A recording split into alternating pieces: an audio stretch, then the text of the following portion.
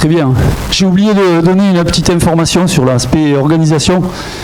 Donc, je vous ai dit, les repas se prendront ici, exception faite pour demain soir. Demain soir, on a une petite particularité.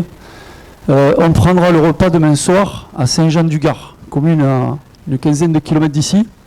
Donc, pour demain, nous partirons tous à Saint-Jean-du-Gard ensemble, dans un même transport en commun, qui est le petit train d'Anduze, ici, dont la gare se trouve à 200 mètres. Donc demain, à 18h sonnante, on partira tous ici à pied, on ira à la gare, on prendra tous le train jusqu'à Saint-Jean-du-Gard. À l'arrivée à la gare, on a une salle où on prendra le repas du soir.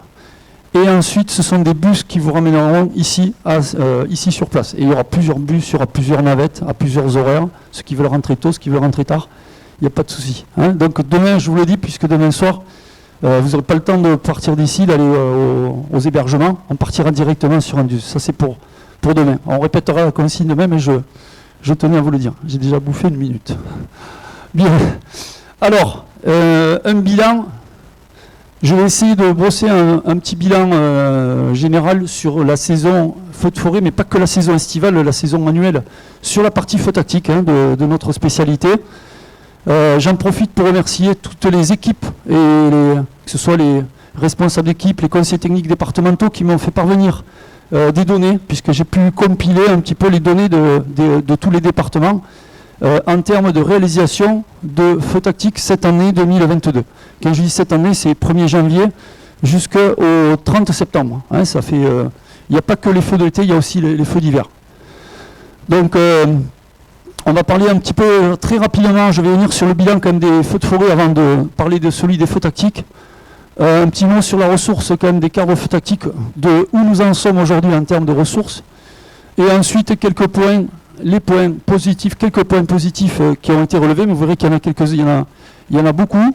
Des points à améliorer aussi, et puis des pistes d'évolution. Et pour ça, je me suis inspiré un peu de tous les retours que vous m'avez tous fait, les uns les autres, et qui se recoupent de manière générale. Ce qu'on peut constater, en effet, c'est qu'on a eu une saison feu de forêt particulièrement, j'ai noté, intense, exceptionnelle, historique. Intense, de par le volume d'activité, le nombre de feux de forêt que nous avons eu dans cette année, et notamment cette saison estivale. Intense, mais aussi par la typologie des feux sur lesquels on a pu être engagé. On a observé des feux qui ont été extrêmement violents, puissants, rapides, avec des propagations qui dépassaient ce qu'on pouvait entendre jusqu'à présent. On a vu des zones aussi, des territoires qui brûlaient, qui jusqu'à présent n'étaient pas forcément, qui ne paraissaient pas être très vulnérables. Je pense à des plateaux de Causse, par exemple, qui ont brûlé avec une rapidité particulièrement exceptionnelle. Et historique également, puisque je pense que la saison feu de forêt, et surtout la saison des feux tactiques qu'on aura mis en place cette année, est historique et sera marquante depuis au moins, je pense, pratiquement un demi-siècle, sur les 46 dernières années. Depuis l'année 76, on a à peu près un recensement des opérations qui ont été faites avant. Je pense que c'est une année où le feu tactique aura été utilisé le plus depuis plus de 40 ans. Voilà.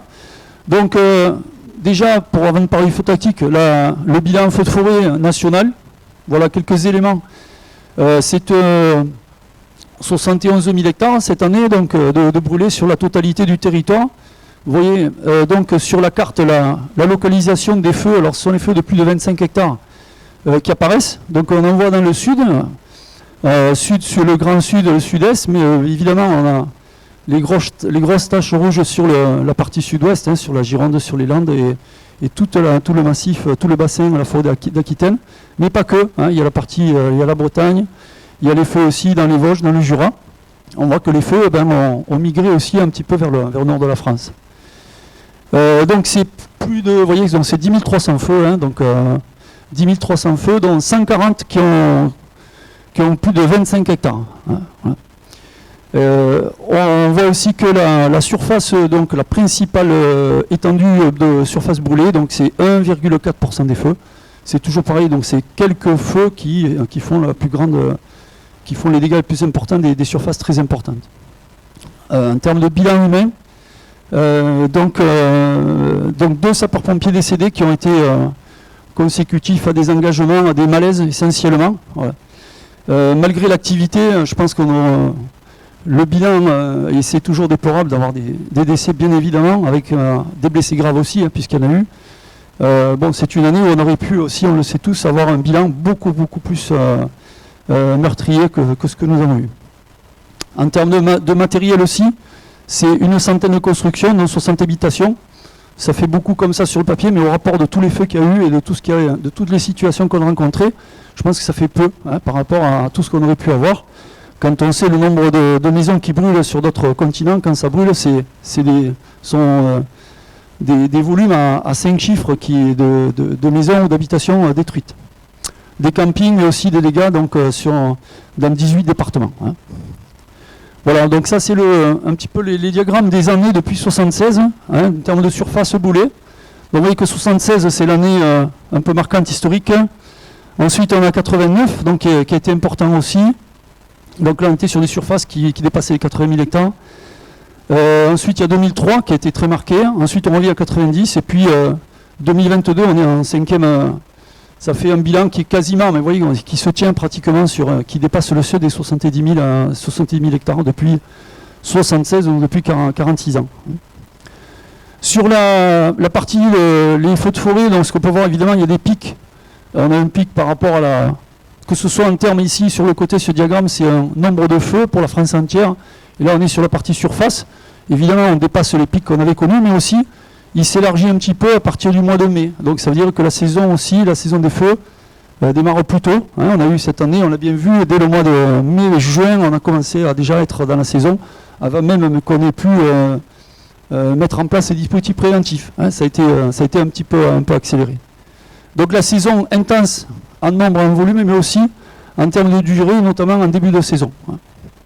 Et encore que ce n'est pas fini, il y a encore des territoires français, on parlait des collègues aussi de la Réunion qui vont entrer maintenant la saison feu aussi, donc il y a toujours des territoires qui sont menacés. Donc la France par rapport à l'Europe, vous voyez ici, on est là, la France, là, par rapport donc quand même à l'Espagne, 300 000 hectares. Donc nous, je disais 70 000 hectares de la France, donc nous on arrive là.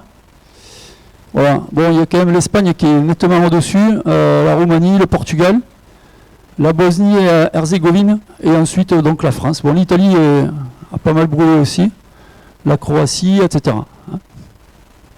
Alors toujours quand on parle de surface brûlée, il faut toujours la mettre en relation avec la surface du territoire, bien sûr. Après, si on parle d'États-Unis, on parle d'Australie, on est sur d'autres échelles de territoire, donc d'autres échelles de surface brûlée. Quand on sait qu'en Australie, c'est des millions d'hectares, c'est à coup de dizaines de millions d'hectares qui brûlent. Donc ça fait, la France, on est un peu moins de 1% de la surface de ce qui brûle chaque année en Australie à peu près. Alors, venons-en au bilan feu tactique. Donc on est pour cette année, vous voyez un bilan. Alors chaque année on essaye, moi j'essaye de comptabiliser un petit peu les opérations qui se font dans les départements. Depuis quelques années, depuis les formations de 2005, on tourne en gros entre 20, 40, 50 opérations feu tactiques par an, hein, tout confondu. Ben, cette année, vous voyez, tout additionné, on arrive à 170 opérations de feu tactique réalisées. Alors quand je dis ce sont des opérations qui ont été réalisées mais qui ont été aussi tracées. C'est-à-dire que les cadres, à chaque fois, ont tracé l'opération. Ce sont des opérations qui ont été faites conformément bien à nos guides de doctrine, mais aussi guides de technique opérationnelle. Donc ce sont des opérations totalement faites dans le cadre du chantier, totalement intégrées, hein, dans le dispositif de lutte. Et vous voyez que du coup on a le nombre, mais on a aussi la distance, les linéaires à chaque fois allumés. Et si on les met bout à bout, bien on arrive à quelque chose de... Ça fait 112 000 mètres, 112 km sur l'ensemble du territoire national. Petite répartition, alors cette année, vous voyez le sud-est 98, mais quand même 72 pour le sud-ouest, hein, donc avec des mises en œuvre extrêmement importantes. Alors on a l'occasion, nos amis de la Gironde et puis des Landes et du secteur sud-ouest, nous en parlerons bien en détail cet après-midi. Donc, et des opérations, de très nombreuses opérations qui ont été faites après sur les principaux feux, que ce soit l'Andiras, la Teste, etc.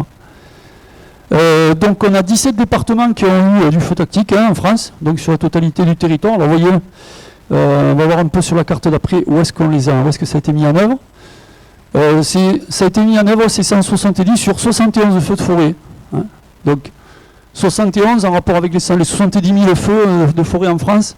Bon, ça fait à peu près sur 1% des feux, on fait du feu tactique. Voilà, c'est une petite donnée.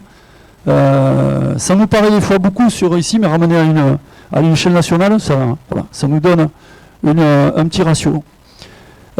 Généralement, si on prend tout simplement le nombre de feux tactiques divisé par le nombre de feux de forêt, ça nous fait en gros un peu plus de 2 opérations d'allumage par chantier. Hein. Donc ils peuvent aller de quelques mètres, quelques dizaines de mètres, jusqu'à plusieurs centaines de mètres, voire plusieurs kilomètres. Hein.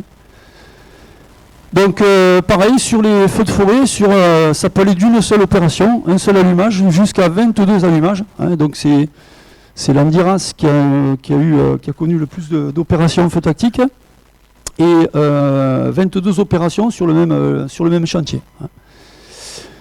Des longueurs moyennes, vous voyez, on est sur 600 mètres si on prend le linéaire divisé par le nombre d'opérations feux tactiques, ça fait quand même une idée. Hein. Ça donne des ordres de grandeur, hein, des ratios. Voilà, donc les mises en œuvre, vous voyez, c'est toute la partie sud globalement, hein, là où il y a eu des feux. Voilà, partie évidemment, pas de ressources de cartes de feux tactiques là-haut engagées. Par contre, une particularité ici, donc je profite pour remercier commandant Gilles Coudoulet qui est là de l'Isère, du feu tactique mis en œuvre ici en Isère sur le feu de Voreppe. Donc il y aura un rétex cet après-midi, on parlera en détail, plus en détail. Voilà, par département, donc les nombres de feux tactiques qui va de une opération jusqu'à 62 opérations pour la Gironde, ça on parlera plus cet après-midi, avec des feux marquants et puis avec quelques nombres de feux ici qui permettent d'arriver au résultat de la diapo précédente. Hein. Voilà, globalement, ce bilan, évidemment, il fluctue en fonction de l'activité opérationnelle qu'on a chaque année, évidemment, dans les départements. La ressource carreau feu tactique réactualisée, donc cette année, hein, donc après la session de formation de 2022, mais Fred en parlera, le colonel Vaucouleur en parlera un peu plus cet après-midi, tout à l'heure, pour la partie zonale, on va dire. Moi, je l'ai noté, j'ai fait un petit bilan national. Donc il y a les gens conformes, 158 qui ont été formés depuis le début, hein, depuis les casques, hein, et aujourd'hui 106 opérationnels. Voilà, donc il y a ceux qui sont partis à la retraite, il y a ceux qui ont arrêté, ceux qui ont... Voilà, donc on est 106 cadres, donc c'est vraiment un petit public. Hein, feu tactique, pour l'instant, on n'est pas très nombreux encore, et ça mérite évidemment, on en reparlera pour d'être développé. C'est 20 départements qui disposent de la ressource, avec une particularité pour nos collègues de la Réunion, hein, depuis cette année.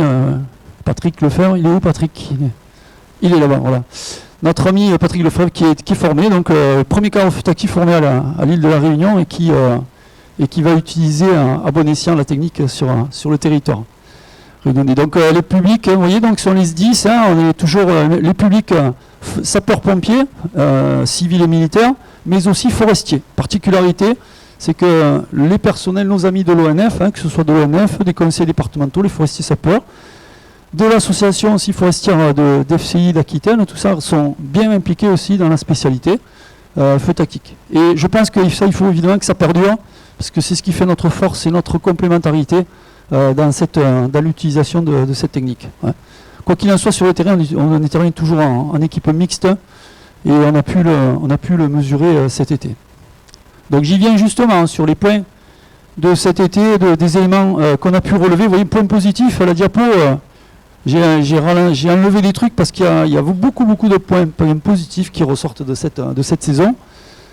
Globalement, déjà, ce sont les réponses aux objectifs des feux tactiques, les objectifs du COS, la mise en œuvre du feu tactique qui, dans la plupart des cas, a toujours bien fonctionné, a bien répondu à l'objectif qui était celui recherché. Hein. Donc, même si parfois, mon allumage, j'ai créé des sautes, ça on l'a géré, ça a été traité, ça a été intégré par les équipes avec des moyens de protection. Puisqu'on a eu des feux violents, virulents, forcément il y a eu des sautes aussi. Hein. Il y a eu des sautes énormes par le feu, mais il y en avait aussi par les feux tactiques. Mais tout ça a été extrêmement bien pris en compte. Et donc un résultat quand même qui a été globalement positif pratiquement de toutes les opérations qui ont été menées, hein, qu'on vient de voir. Ce qu'on a pu remarquer aussi, c'est que la doctrine d'emploi qui a été écrite et décrite dans nos règlements nationaux, que nous avons contribué tous à écrire, elle a été quand même respectée. Et ça ça permet quand même aussi c'est gage aussi de réussite, c'est d'avoir un cadre quand même qui soit uniformisé au niveau national, qui a été pensé par les opérationnels, mais aussi avec une intégration totale dans le dispositif de lutte du COS. Hein. Donc globalement, cette doctrine, elle est bien, je pense qu'on peut dire qu'elle a bien fonctionné, même s'il y a toujours des petites retouches à faire, mais globalement, c'est quelque chose qui a été en bonne adéquation. La confiance des COS qui a été accordée de manière assez facile, généralement. On n'a pas eu vraiment de blocage. Hein. Les propositions qui ont été chaque fois faites ont été quand même relativement bien acceptées par les COS, hein, et qui ont eu quand même assez facilement confiance dans la technique. Sur les renforts, donc là ça concerne un peu plus les causes, hein, que ce soit le cause sud et cause un peu sud-ouest aussi. Donc on avait travaillé ensemble justement avec le cause sud sur des modules de renfort, hein, des formatages de différents modules avec un léger, moyen, lourd. Donc cet été, on a utilisé ces modules-là, hein, les formats légers par moment, lourds quand il a fallu partir sur le secteur sud-ouest. Et tout ça a permis déjà de parler du même langage. On savait de quoi on parlait, tant en volume de personnel, qualitativement, hein, carreau tactique, équipier allumeur, que quantitativement aussi, mais aussi en termes de matériel. Hein. Donc tout ça a été vraiment une réelle plus-value. J'en profite pour remercier le COS et Fred Vaucouleur qui est là et qui a pu faire organiser ça là, au niveau du COS. Une plus-value aussi, c'est que lorsqu'on intervient dans le cadre de renforts, beaucoup de renforts cette année, alors chaque département travaille sur son territoire, mais il y a eu aussi beaucoup de renforts interdépartementaux, c'est que lorsqu'on arrive dans un département, c'est qu'il y a toujours, on a pu bénéficier souvent d'un officier, on va dire, de liaison, hein, un officier qui a pu faire le lien entre le COS, l'organisation du chantier, et puis l'équipe feu tactique qui arrive. Et ça a été quelque chose de très important pour permettre de faciliter l'intégration au chantier. Hein. Ça permettait d'avoir quelqu'un qui connaît déjà, il connaît les bonnes personnes, il a une approche avec le COS qui permet de faciliter toutes les idées de manœuvre que l'équipe feu tactique peut proposer. Mais surtout de s'intégrer aussi à l'équipe locale, évidemment. Et ça a été quelque chose de très important. C'est la mixité des équipes qui a été, je pense, quelque chose de remarquable.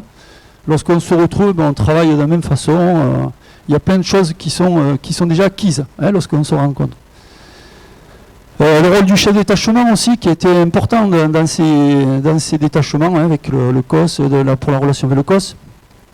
Un point important aussi, c'est l'efficacité, c'est quand on peut bénéficier évidemment d'une reconnaissance aérienne quand on arrive pour faire le reco du chantier. On a un gain de temps énorme, on peut voir des choses, on prend des photos, et à partir de là, après, on peut voir les opportunités d'allumage avec un gain de temps incroyable, qui permet d'être beaucoup plus efficace après que de passer de prendre le terrain et d'aller sur un secteur. Les moyens légers d'extinction dans le détachement feu tactique aussi, c'est de mettre des CSF légers, un peu comme il y en aura là, mais des engins très légers et mobiles, un peu d'eau avec nous, ça nous permet souvent de commencer à faire une opération avant de s'appuyer sur les moyens locaux, hein, des engins traditionnels. Le matériel, tout ça, voilà. On a eu aussi une médiatisation importante sur certains chantiers, mais qui a été, je pense, positive. On a pu voir des petits schémas qui ont été faits par les journalistes, passés au grand public. Je pense que c'était bien un petit peu de promouvoir un peu ça et de le montrer un peu au grand public aussi, hein, voilà, de l'ouvrir. Voilà. Alors, en termes de points qui peuvent être améliorés aussi, on peut toujours améliorer dans tous les domaines. Peut-être sur la préparation des détachements. Bon, ça c'est la phase plus déclenchement. On appelle qui? Alors évidemment, il y a les phases, tout passe par les CODIS, hein, par les voies hiérarchiques. Après, on peut peut-être avoir un petit gain de temps sur des petites particularités pour avancer un détachement. La gestion des relèves aussi, qu'on peut affiner pour donner des repères. Bon, en disant la relève, on essaie de demander avant telle heure la veille, pour le lendemain, fin d'après-midi, des choses comme ça qui peuvent être intéressantes.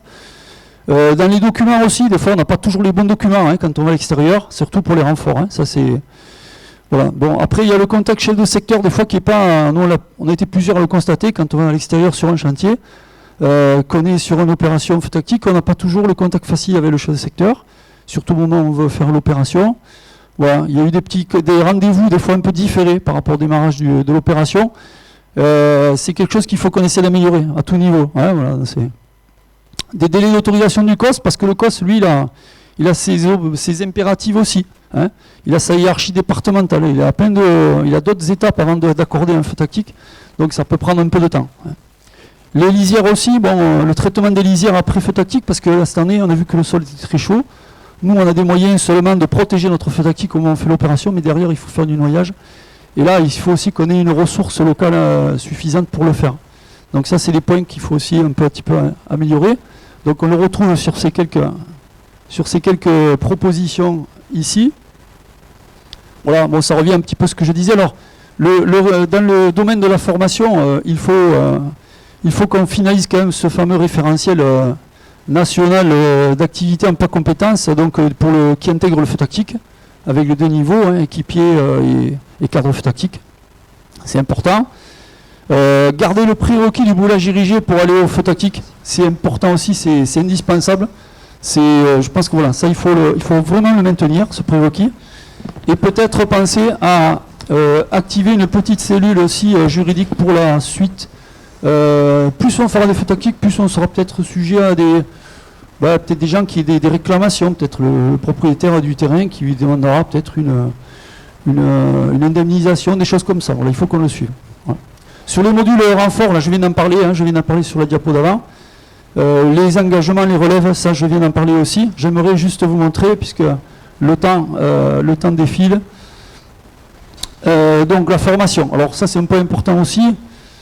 Je pense qu'il faut qu'on monte un petit peu. On a vu tout à l'heure, on n'est pas très nombreux, 105. Il faut renforcer les équipes, il faut les rajeunir, il faut miser sur des jeunes, il faut amener des jeunes dans la spécialité, puisque ça prend un peu de temps. Et ouvrir aussi la technique à d'autres départements. Hein. On a vu le nord de la France, peut-être que... Alors il ne faut pas partir tête baissée, mais je pense que des référents dans certaines régions, ça pourrait être intéressant d'avoir quelqu'un qui soit un peu, je dirais, spécialisé dans ces territoires-là. Voilà, intégrer des formations, peut-être un peu le feu tactique dans d'autres formations. Bon, feu de forêt, toute la filière, mais pas que, peut-être intervenir dans les emplois en supérieure direction. Des choses qui pourront permettre à un directeur ou un directeur adjoint d'intégrer plus facilement ce type de technique quand il est sujet à des gros feux comme ça. Voilà. Les pilotes, évidemment, continuent à avoir du contact très proche avec eux pour anticiper un petit peu tout ce qui peut se passer en période estivale. En termes de matériel aussi, quelques éléments aussi à faire pour améliorer un petit peu l'organisation. Alors, je ne voulais pas terminer simplement je voulais terminer juste avec quelques images. Voilà, c'est un petit résumé. Alors, je me suis appuyé sur des feux de différents territoires, que ce soit Corse, Isère. Donc, des feux, vous voyez, on peut voir assez puissants hein, en termes des opérations d'allumage, que ce soit de jour, de nuit, donc avec des conditions parfois très difficiles. Donc ça, voilà, des allumages de nuit ici, là. Donc ça on est chez nos amis en Gironde. On voyait qu'à chaque fois, dès qu'on mettait un coup de torche, des allumages qui étaient extrêmement rapides et puissants, hein, ça partait très fort. Là on est sur Mostuéjoul, donc dans l'Aveyron, on a l'impression, c'est un plateau qui normalement ne brûle pas forcément. Enfin, William Buchet en parlera cet après-midi. On a été assez surpris de voir comment ça brûle, comment ça part quand on met un coup de torche. Ça c'est la vitesse réelle, hein. Il n'y a pas de vitesse, ce n'est pas accéléré. Donc ça part très très très puissamment. Là on revient un petit peu très rapidement sur la Gironde là. Donc on est sur un appui d'une route départementale, donc avec un allumage, un contre-feu frontal à ce niveau-là. Est-ce qu'on peut conclure, oui. Nicolas ? Je termine, ouais. Là, donc, du travail préparatoire, vous voyez, le matériel a servi aussi. Donc, à un moment, il fallait ouvrir des rayons, on ouvrait, on allumait et on éteignait derrière. Donc, sur des distances, vous voyez, avec des zones d'appui comme ça. Des pistes des fois, il faut entretenir, qu'il fallait, je dirais, attends, juste je reviens.